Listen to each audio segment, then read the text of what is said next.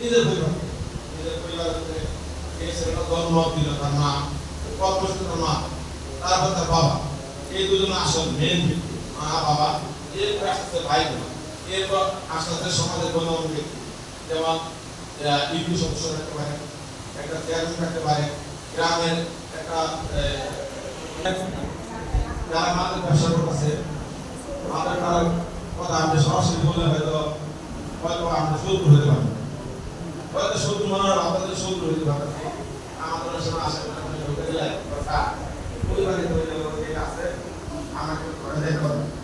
যারা আমাদের যারা সদস্য আছে আছে তারা কিন্তু ঠিক আছে, কিন্তু আমরা গেলাম এবার পড়ালাম করোনা গেলে কি কথা হবো দূরে থেকে দেখা যায় আমরা এবার আমরা যাওয়ার পর দেখা গেল দূরে যাইতে যাইতে ওই বাড়িতে যখন বসলাম তখন দেখলাম আমরা আরো করে ধরি ও বললো ছেলে গল্পটা আমার রয়ে বের দেব রয়ে বের করে উঠে আবার ছেলে সহজ হয়ে গেল ওই জায়গায় আছে মালাম রাখবো